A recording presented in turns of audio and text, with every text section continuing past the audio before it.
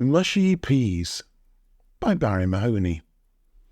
I read recently that due to the country's financial situation, many people who used to eat avocado on toast are now turning to eating mushy peas on toast as a cheaper alternative. Don't knock it till you've tried it, I say. I adore mushy peas. Mushy peas are sometimes, very occasionally, known as Yorkshire caviar. I really don't know why, and I prefer the term mushy peas anyway. It's what it says. Mushy peas are the surviving remnants of medieval and earlier British diets. Peas are harvested in late summer, and dried peas can be stored all year round. They were once our main source of homegrown protein. It is strange how a particular smell can trigger memories from long ago. We opened a tin of mushy peas yesterday, and the first time that I've seen or eaten mushy peas for many years. In those days, mushy peas would appear occasionally on our family menu, and I remember the peas being small, hard, bullet-like things to which my mum added a magical tablet, and I was told was to stop the peas discolouring. As I recall, I rather enjoyed them, but there were times when Mum overcooked them, and they looked disgusting, but they always tasted good. Mushy peas also brought back very fond memories of my Uncle Cyril and Auntie Annie. They owned and ran a fish and chip shop in a small Lincolnshire town. By all accounts, it was very popular with the locals, and I could see why.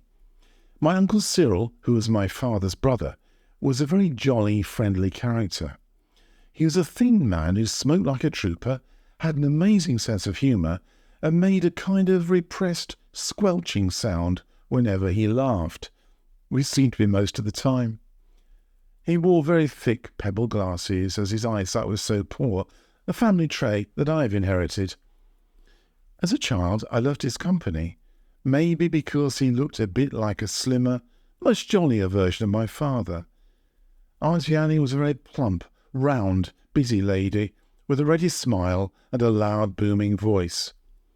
I could easily see why this couple were so popular with their customers, and why their frying nights were, I suspect, very profitable. We often used to visit Cyril and Annie on Saturday afternoons. I was never sure whether they were expecting us or not, but looking back I can now see that it was a little thoughtless of us to visit on a Saturday afternoon, just after their busy lunchtime and before an even busier evening. We used to enter the building by a side door, and if we turned left we would enter the fish and chip shop.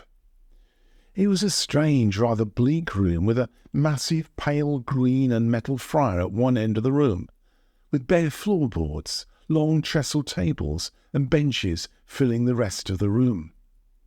There's always the lingering smell of fish and chips floating out of the room and into the narrow corridor. If we turned right, we'd enter the small living room, which was dominated by a large upright piano, which no one ever played to my knowledge. I can still see Auntie Annie perched on the edge of the piano stool in my mind's eye. In the small entrance, there'd always be a large metal container full of mushy peas that were cooking for the evening opening.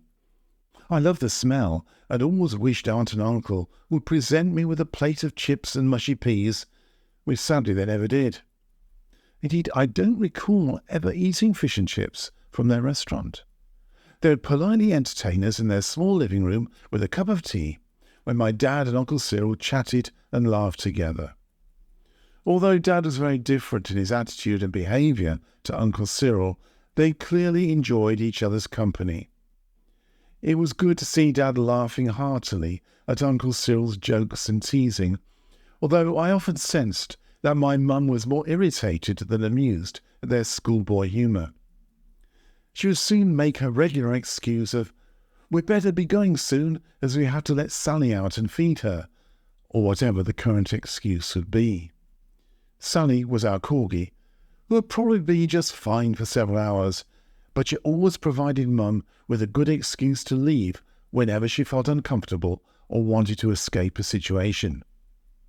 Actually, it's a very useful strategy to remember and use when appropriate, but only if you have a dog. I'm sure that as pleased as they were to see us, Annie and Cyril would have been relieved to see us leave, since they would have a very busy Saturday evenings frying ahead. So there we are. Don't worry if you can't afford an avocado on toast. Try mushy peas on toast instead. I highly recommend it. You have been listening to Mushy Peas by Barrie Mahoney. If you'd like to find out more about me, my books, podcasts and blogs, please go to my website www.barriemahoney.com, and thank you for listening.